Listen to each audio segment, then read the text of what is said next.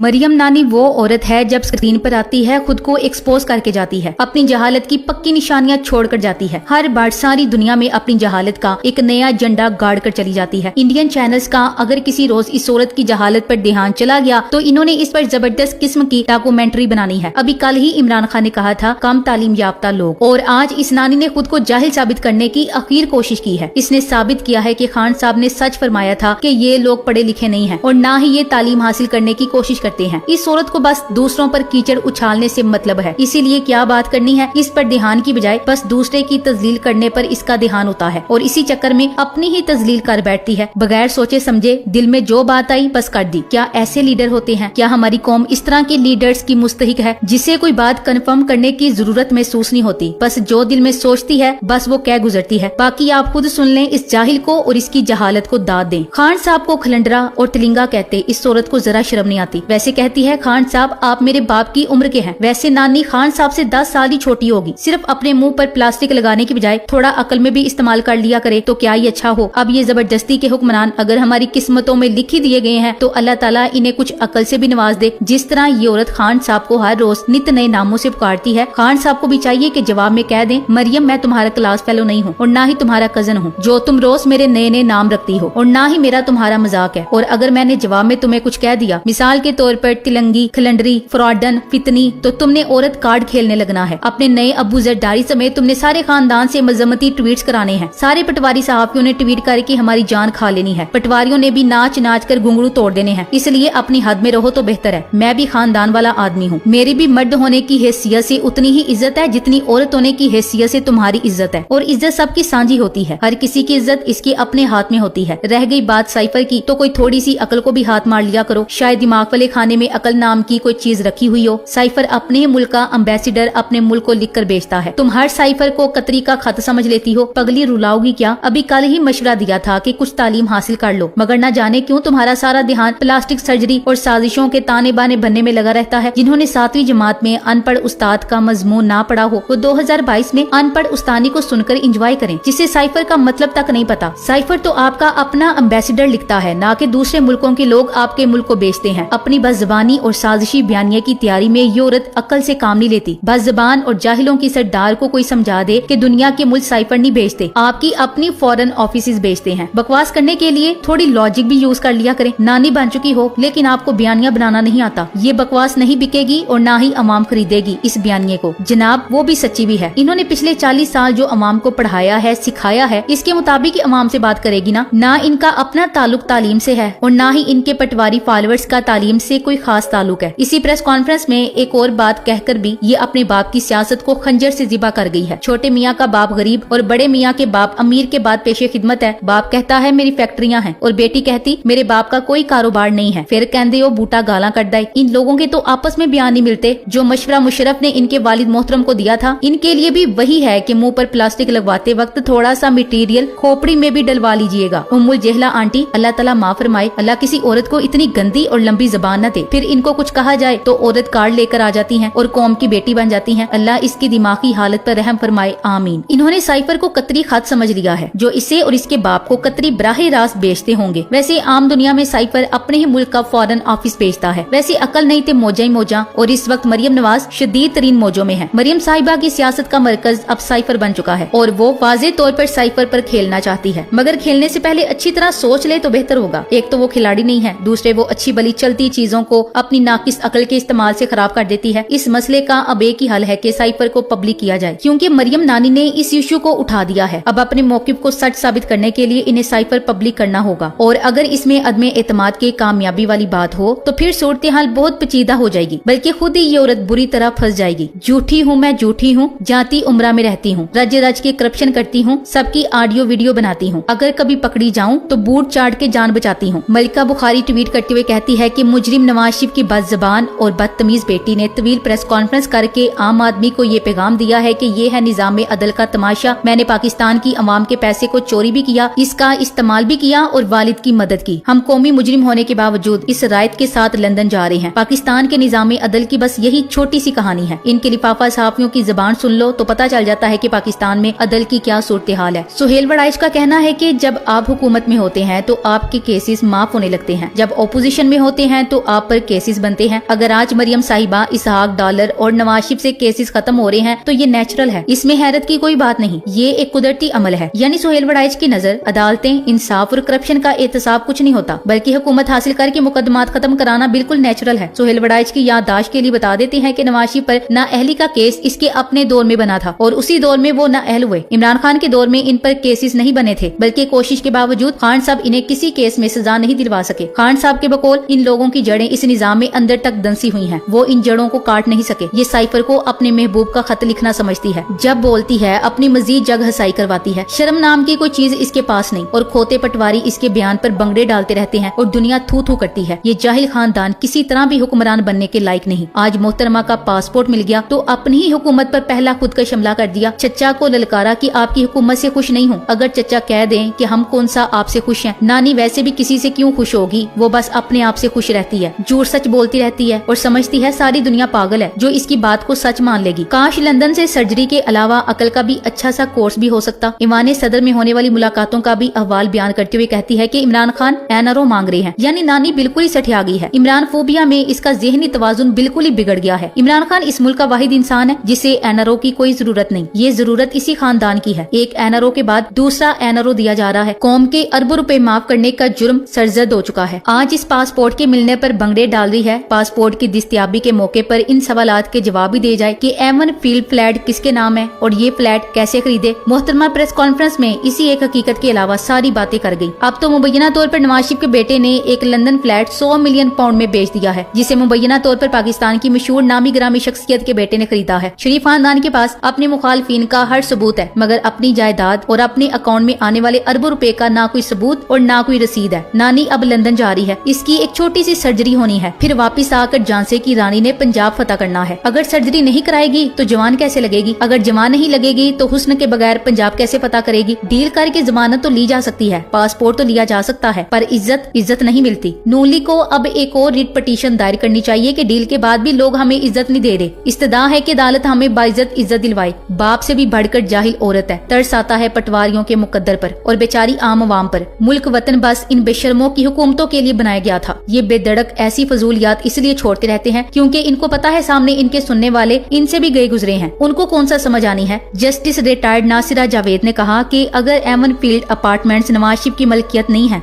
तो किसके हैं। बच्चे तो उस वक्त नेपी में थे और नवाज शरीफ के वालिद दूनी चोनी में गटर के ढक्कन लेते बेचते थे। जो जबान ये हमेशा खान साहब के लिए इस्तेमाल करती है, इस पर बस इतना ही कि माशाल्लाह गवाल मंडी की जबान नहीं भूली। कोई इसको कुछ कहेगा तो औरत कार्ड खेला जाएगा। क्या इज्जत दूर से कमाई जाती है? बेशर्मी और डटाई इनका वतीरा है। Thanks for watching. Allah Hafiz.